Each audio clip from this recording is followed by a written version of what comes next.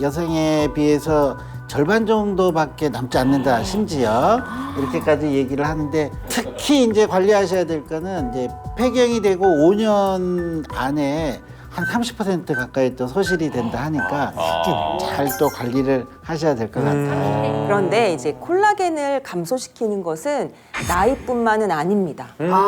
또 뭐가 있어요? 네, 이 나이가 들면서 줄어드는 건 어쩔 수 없지만 네. 이 속도에 가속도를 붙이는 게 있거든요. 예. 바로 자외선입니다.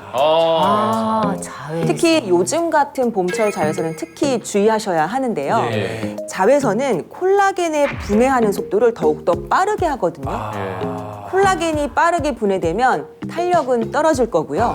그리고 우리 몸은 탄력이 떨어지면 이거에 방어해서 피부를 보호하는 멜라닌 색소를 증가시킵니다. 그러면 모두 싫어하시는 기미나 잡티가 더 만들어지게 되는 거죠. 요즘 같은 그 봄철 피부는 겨울 동안에 자외선의 노출이 굉장히 적게 돼 있거든요.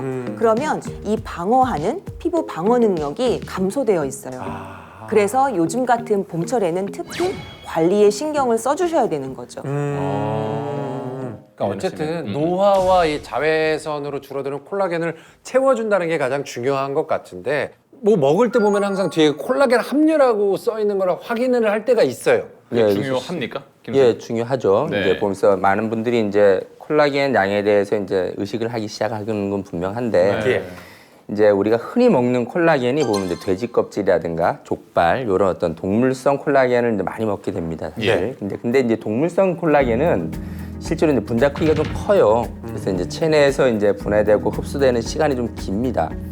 그만큼 흡수율도 좀 낮고요. 그래서 콜라겐 성분이 있는 화장품을 쓰시는 분들이 꽤 많으신데요. 예. 화장품을 이제 피부에 발라도 분자량이 작은 물질만 피부로 흡수될 뿐 콜라겐은 피부 위에 그대로 남아있게 됩니다.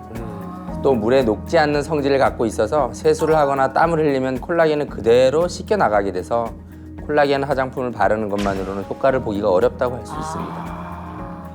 그동안 콜라겐 화장품도 많이 발라봤는데요. 크기가 작은 콜라겐도 있는 건가요? 크기가 작은 콜라겐도 있습니다. 그래서 명태라든가 홍어, 연어 같은 이제 생선 껍질에서 추출한 그런 어류 콜라겐은 있는데 예. 이제 이런 것들은 이제 육류 콜라겐에 비해서 이제 체내 흡수율이 훨씬 높습니다. 네. 보고에 의하면 이제 육류 콜라겐은 한 2%, 아유 너무 좋다. 그다음에 어류 콜라겐은 뭐 예. 한 80% 이상, 84% 이런 보고들이 있습니다. 그래서 예.